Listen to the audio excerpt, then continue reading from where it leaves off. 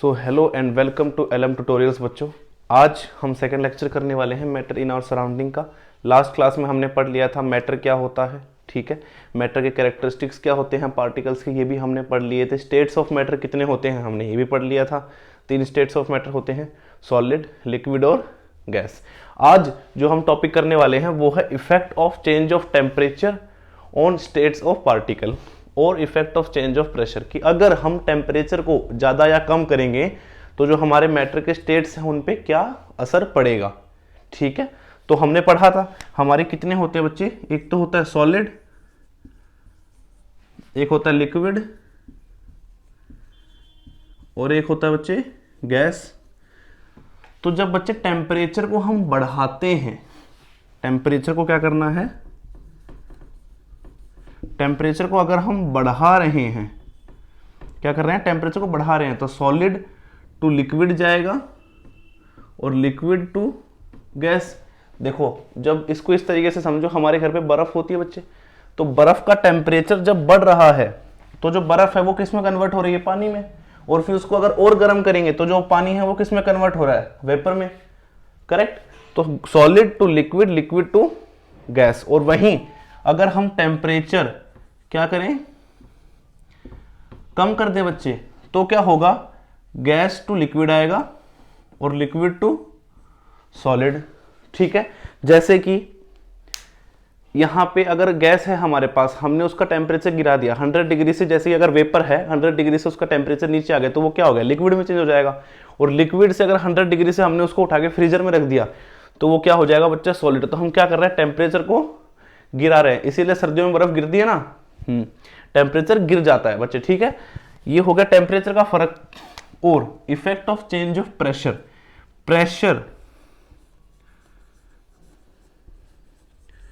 Pressure को अगर हमें solid to liquid, liquid to gas जाना है तो हमें प्रेशर को बच्चे क्या करना पड़ेगा, कम करना पड़ेगा। क्या करना पड़ेगा, कम। तो जब हम प्रेशर को कम करेंगे तो हमारा सॉलिड टू लिक्विड और लिक्विड टू गैस जाएगा बच्चे, ठीक है। प्रेशर को कम, प्रेशर मतलब प्रेशर हम डालते हैं किसके ऊपर, पार्टिकल्स के ऊपर। तो अगर पार्टिकल्स के ऊपर आप ज्यादा प्रेशर डालोगे तो वो ज्यादा क्लोज चिपके रहेंगे ना, तो ज्यादा क्लोज चिपके रहेंगे तो क्या बनेगा, सॉलिड ही बनेगा।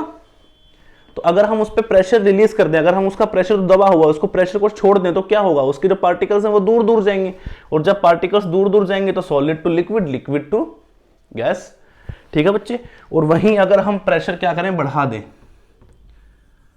अगर वहीं हम क्या करें, प्रेशर बढ़ा दें तो हमारा ये गैस टू लिक्विड और लिक्विड टू सॉलिड जाएगा बच्चे, ठीक है। कैसे, इसका एक एग्जांपल क्या है, हमारे घर में एलपीजी का सिलेंडर आता है, क्या आता है घर में, एलपीजी का सिलेंडर। तो एलपीजी के सिलेंडर में आपको पता हो तो उसके अंदर थोड़ा सा लिक्विड भी होता है। क्यों, क्योंकि उसको इतने हाई प्रेशर पे सिलेंडर के अंदर उस गैस को पंप किया जाता है बच्चे कि वो बहुत ज्यादा कंप्रेस हो जाता है। तो प्रेशर जब हमने बढ़ाया उस सिलेंडर के ऊपर तो क्या हुआ, वो थोड़ा सा लिक्विड फॉर्म में आ गया, ठीक है। जैसे कि एक पिस्टन ले लो अगर आप यहां पे ऐसे, ठीक है बच्चे, ये हमारी क्या है, एक पिस्टन है और इसमें हमारा क्या है, एयर भरी हुई है।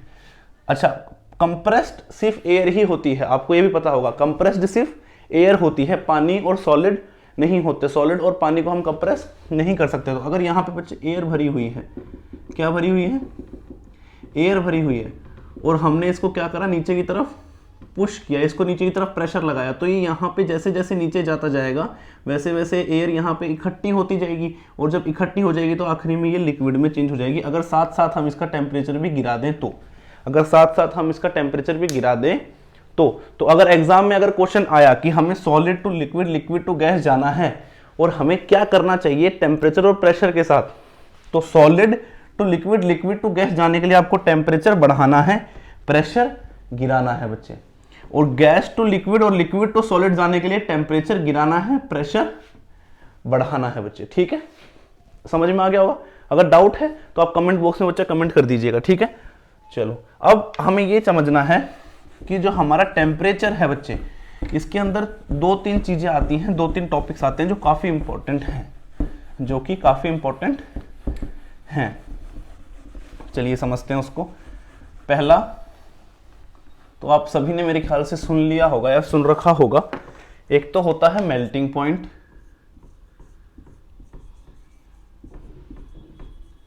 मेल्टिंग पॉइंट, और बच्चे एक होता है बॉइलिंग पॉइंट, एक होता है बॉइलिंग पॉइंट। वो पॉइंट ऑफ टेम्परेचर, वो पॉइंट ऑफ टेम्परेचर जब सॉलिड जो है हमारा किसमें कन्वर्ट हो जाए, लिक्विड में, उसको हम बच्चे क्या बोलते हैं, मेल्टिंग पॉइंट। और वो पॉइंट ऑफ टेम्परेचर जब हमारा लिक्विड जो है, जो हमारा लिक्विड है बच्चे, वो कन्वर्ट हो जाए गैस में, वो कन्वर्ट हो जाए गैस में, उसको क्या बोल देंगे, बॉइलिंग पॉइंट।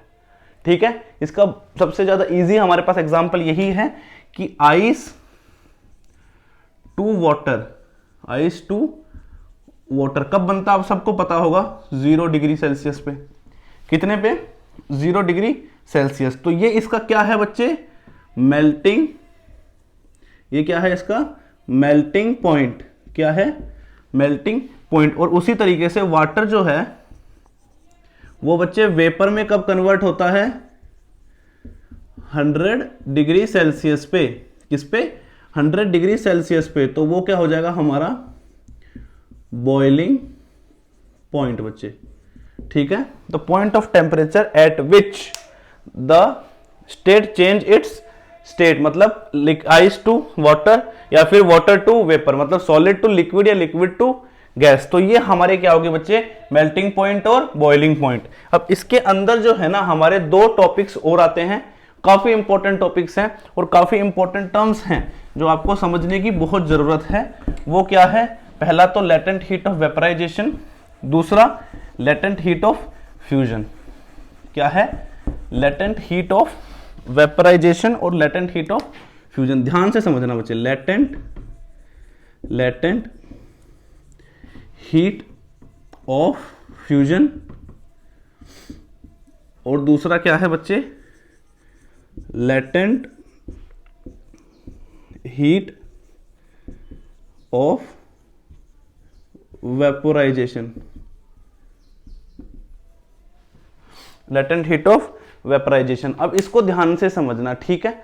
अगर मान लो कि हमारे पास ये एक क्या है, बीकर है। क्या है, बीकर है जिसके अंदर हमने डाल दिए आइस क्यूब्स। क्या डाल दिए बच्चे, आइस क्यूब्स डाल दी। क्या डाल दी, आइस क्यूब्स, बहुत सारी डाल दी।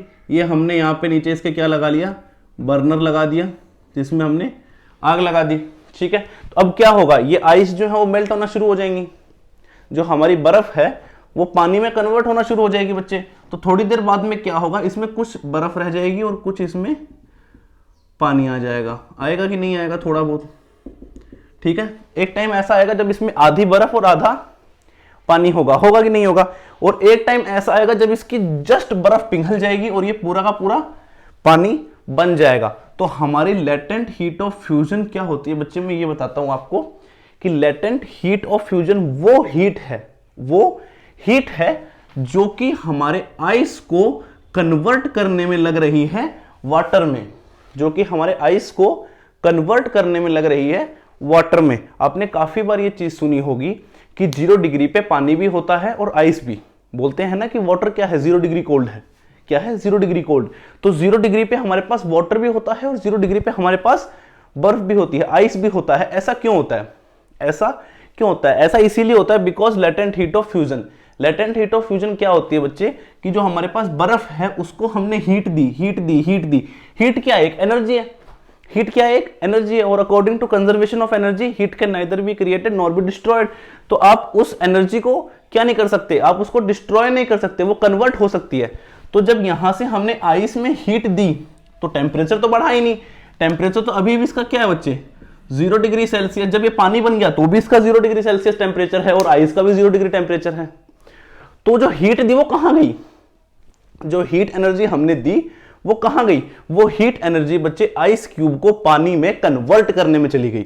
कहां चली गई, आइस क्यूब को पानी में कन्वर्ट करने के लिए। इसीलिए इसकी डेफिनेशन क्या होती है, the amount of heat required to change 1 kilogram of solid into liquid at room temperature at atmospheric pressure at its melting point, at its melting point.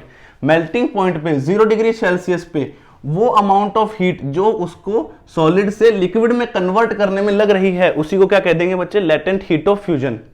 इसीलिए ये कहते हैं कि 0 डिग्री पे आइस जो है वो ज्यादा ठंडी होती है एज कंपेयर टू वाटर। ठीक है, इसीलिए काफी बार एग्जाम में ये क्वेश्चन भी आता है कि फीवर के टाइम में आपको आइस से क्यों, माथे पे आइस क्यों लगानी चाहिए, क्यों, क्योंकि आइस में लेटेंट हीट ऑफ फ्यूजन नहीं होती, वो 0 डिग्री पे भी ज्यादा ठंडी होती है एज कंपेयर टू पानी। अगर आप 0 डिग्री का पानी यूज करोगे तो वो इतना इफेक्टिव नहीं होगा जितना 0 डिग्री की आइस इफेक्टिव होगी बच्चे। क्यों, क्योंकि आइस के पास लेटेंट हीट नहीं है, तो वो ज्यादा ठंडी है, तो वो ज्यादा हीट एब्जॉर्ब करेगी हमारे शरीर से और हमारा जो फीवर है वो निकल जाएगा। इसीलिए फीवर में आइस प्रेफर करते हैं एज कंपेयर टू वाटर। ठीक है, आई होप आपको लेटेंट हीट ऑफ फ्यूजन समझ में आ गया होगा। अब समझते हैं लेटेंट हीट ऑफ वेपराइजेशन बच्चे। लेटेंट हीट ऑफ वेपराइजेशन क्या है, हमने एक बीकर लिया और उसमें क्या डाल दिया, पानी डाल दिया। क्या डाल दिया बच्चे, पानी डाल दिया। ये हमने इसमें बर्नर लगा दिया और इसको भी हम क्या दे रहे हैं बच्चे, हीट दे रहे हैं। तो कुछ टाइम बाद जब इसका टेम्परेचर आ गया 100 डिग्री सेल्सियस, तो ऐसा तो नहीं होता ना कि ये पूरा का पूरा जो है 100 डिग्री होते ही एकदम से पूरा का पूरा पानी भाप करके उड़ जाएगा, ऐसा तो नहीं होता है। धीरे धीरे भाप निकलती है इसमें से, है ना। तो ये बताओ, जो स्टीम निकल रही है बाहर, क्या निकल रही है, स्टीम। क्या निकल रही है बच्चे, स्टीम। वो जो स्टीम है उसका टेम्परेचर भी 100 डिग्री सेल्सियस है, उसका टेम्परेचर भी 100 डिग्री सेल्सियस है। और वाटर जो है हमारा इसके अंदर, वाटर का भी टेम्परेचर 100 डिग्री सेल्सियस है। तो सेम चीज ही यहाँ पे हो रही है बच्चे। ठीक है, कि 100 डिग्री के पानी को हमने हीट दी, क्या दी, हीट दी, और वो हीट किस में चली गई, इस पानी को स्टीम बनाने में चली गई। ठीक है, इसीलिए दोनों का टेम्परेचर तो सेम है, लेकिन इसके अंदर क्या फालतू है, लेटेंट हीट फालतू है। और उसी लेटेंट हीट को क्या बोलते हैं, लेटेंट हीट ऑफ वेपराइजेशन। वो अमाउंट ऑफ हीट जो हमारी पानी को स्टीम में कन्वर्ट करने के लिए लगती है। इसीलिए एग्जाम में काफी बार ये क्वेश्चन आता है कि जो स्टीम होती है उससे बर्न जो होता है वो ज्यादा खतरनाक होता है एज कंपेयर टू 100 डिग्री के पानी से। 100 डिग्री का जो स्टीम है उससे हमारा हाथ ज्यादा जोर से जलेगा एज कंपेयर टू 100 डिग्री का पानी। ऐसा क्यों, तो उसका भी आंसर यही होता है बच्चे, because of latent heat of vaporisation, क्योंकि उसके अंदर हीट एक्स्ट्रा होती है। तो हीट अगर एक्स्ट्रा हुई तो क्या होगा, ऑब्वियसली हाथ ज्यादा बर्न होगा। ठीक है, ऐसे ले लो कि अगर आपका हाथ जल जाए, एक जले पानी से 100 डिग्री के, एक जले भाप से 100 डिग्री के, तो आप जब डॉक्टर के पास जाओगे तो डॉक्टर आपसे पहली भी चीज ये पूछेगा कि आपका हाथ किस चीज से जला, तो आप बोलोगे ये पानी से और ये भाप से। तो वो पहले इलाज भाप वाले का करेगा एज कंपेयर टू पानी वाले में। क्यों, क्योंकि वो ज्यादा जोर से जला होगा, उसका इफेक्ट जो है हमारा वो ज्यादा आया होगा। इसीलिए स्टीम ज्यादा हार्मफुल होती है। क्यों, क्योंकि उसके अंदर लेटेंट हीट ऑफ वेपराइजेशन हमारा फालतू होता है। ये बहुत बार ये क्वेश्चन पूछा गया है बच्चे। ठीक है, समझ में आया होगा आपको लेटेंट हीट ऑफ फ्यूजन और लेटेंट हीट ऑफ वेपराइजेशन। ये बेटा कुछ इसके बहुत ज्यादा कॉमन पूछे जाने वाले क्वेश्चंस हैं। इसका फीवर वाला, कि फीवर के अंदर हम 0 डिग्री की आइस क्यों यूज करते हैं एज कंपेयर टू 0 डिग्री का वाटर, क्योंकि 0 डिग्री के वाटर के अंदर पहले से ही हमारी लेटेंट हीट ऑफ फ्यूजन पाई जाती है, उसमें पहले से ही हीट होती है। इसलिए हम 0 डिग्री का पानी यूज नहीं करते और बर्फ को यूज करते हैं बच्चे। ठीक है, और वही सवाल लेटेंट हीट ऑफ वेपराइजेशन में आता है कि स्टीम का जो बर्न है वो ज्यादा सेवरल क्यों है एज कंपेयर टू पानी। क्यों, क्योंकि latent heat of vaporisation steam में बच्चे ज्यादा होती है एज कंपेयर टू वाटर। ठीक है, तो ये जो दो टॉपिक्स थे हमारे, latent heat of fusion, latent heat of vaporisation, आप इस चीज को बच्चे ध्यान रखना। ठीक है, अब हम एक बार जरा टेम्परेचर की डिग्री समझ लेते हैं। क्या समझ लेते हैं, टेम्परेचर की डिग्री या फिर उसकी यूनिट। यूनिट क्या होती है टेम्परेचर की, बताओ। टेम्परेचर की यूनिट, टेम्परेचर को हम किस किस में नापते हैं, एक तो सेल्सियस में 0 डिग्री सेल्सियस बोल देते हैं, सेल्सियस बोलते हैं ना, और केल्विन।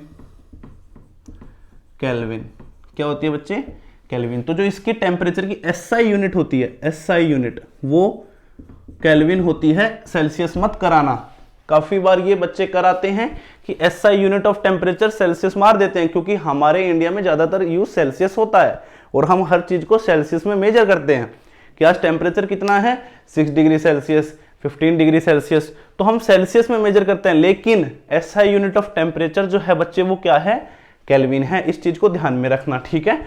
और सेल्सियस और केल्विन में क्या मेल है, वो क्या है, जब सेल्सियस होगा तो अगर जो हमारा केल्विन होगा वो उससे प्लस 273 केल्विन होगा।